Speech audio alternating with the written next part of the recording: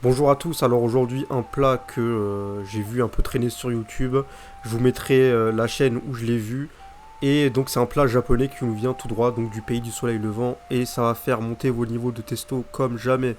Alors pour les ingrédients, je vous les affiche à l'écran, encore une fois, que des ingrédients qu'on peut trouver partout, ça sera hyper simple à faire, aucune galère, aucun souci, et nous on part tout de suite pour la préparation du plat. Alors pour le riz, j'ai mis 150 grammes, mais voilà, vous mettez selon ce que vous mangez d'habitude. C'est vous qui voyez. Le riz, on le lave, très important. 3, 4 fois, 5 fois jusqu'à ce que l'eau soit claire. Si vous avez un cuiseur à riz, on l'utilise. Sinon, vous mettez ça jusqu'à ce que l'eau se porte à ébullition et jusqu'à ce que l'eau soit complètement disparue. Et on met un volume de riz pour un volume d'eau, comme ça c'est clair. On prend un oignon ou un demi-oignon, c'est comme vous voulez. Moi je mets un oignon, mais vous pouvez en mettre un peu moins, un peu plus. C'est ça qui ramène le goût, donc c'est pas grave si vous en mettez plus, vous en faites pas. Alors là, vous voyez que je galère un peu un peu à l'éplucher, ça me laisse le temps un peu de parler. Voilà, on va le couper. Voilà, suivant les moyens que vous avez, encore une fois. Moi, mon couteau est pas très performant, donc je le coupe grossièrement en lamelles, mais voilà, si vous avez les moyens de vous couper un peu plus finement, pas trop finement non plus, parce qu'on veut quand même qu'il reste un peu de croquant dans l'oignon, donc voilà. Entre temps, on aura mis 25 grammes de beurre dans une poêle qu'on aura mis sur un feu doux moyen. Voilà, moi, ma plaque est pas très performante, encore une fois, donc je préfère mettre feu moyen. Les oignons, voilà, on les suit légèrement, on va pas les brûler. Voilà, on veut pas qu'ils accrochent à la poêle non plus, donc on les remue souvent. On rajoute un peu de sel parce que la légère caramélisation qu'il va avoir va nous donner un goût légèrement sucré, donc on veut quand même garder ça sous contrôle. Alors, excusez-moi pour le cadrage pourri de la caméra, je sais pas ce qui s'est passé, mais normalement on voit un peu ce qui se passe. On va mettre un peu de sauce soja, enfin, de préférence sans trop de trucs ajoutés dedans, mais bon, voilà, moi j'avais trouvé que celle-là, donc on va faire avec. La sauce soja, on en met, je dirais, 4-5 cuillères à soupe, voilà, c'est histoire de juste couvrir le fond, hein, et de donner une légère coloration encore plus aux oignons.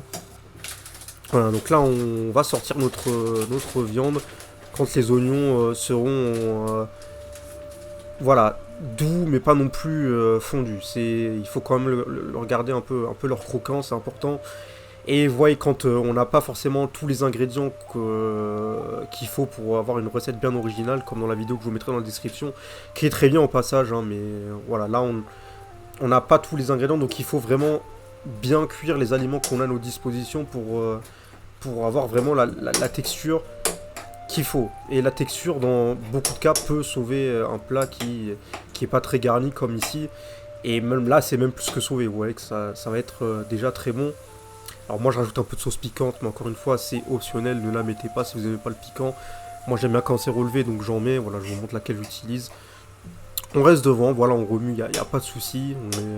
On n'est pas pressé dans tous les cas. Quand on fait des repas pas chers et bons, il faut savoir aussi un peu y mettre le temps. Si vous voyez que la sauce a trop réduit, ce qu'on peut faire, c'est qu'on peut rajouter un peu d'eau, voilà, pour redonner un peu de liquide à la sauce, pour qu'on ait aussi un peu de goût là-dedans, que ce soit pas non plus que du caramélisé, voilà. Et ça va nous permettre aussi de contrôler un peu plus la cuisson et de encore attendrir un peu les morceaux d'oignon et de bœuf qui auront déjà caramélisé un peu avant, bien évidemment. Là, on voit que voilà, la sauce a une bonne texture, donc c'est prêt. Le riz est prêt également. Je ne vais pas vous apprendre comment faire du riz, normalement ça vous le savez. On vient verser la garniture donc dessus. Et ma petite touche personnelle, on ajoute un œuf cru. Vous en faites pas, normalement c'est safe. Les contrôles sanitaires sont normalement suffisants pour que l'œuf soit sécurisé pour manger. Et vous allez voir le goût que ça rapporte quand on ne cuit pas l'œuf, c'est juste incroyable. Et voilà, je pense que c'est tout, donc oubliez pas que... bah déjà n'oubliez pas de regarder, enfin, vous avez regardé la vidéo, donc oubliez pas de mettre un j'aime, de vous abonner, ça me ferait vraiment plaisir et ça me soutiendrait beaucoup. Qu'est-ce qu'il me reste d'autre à dire? Voilà, oubliez pas que pour bien vivre, il faut bien manger, pour bien manger, il faut bien vivre, et c'est quoi le plus important, c'est de prendre soin de soi, et pour prendre soin de soi, il faut bien manger. Allez, ciao.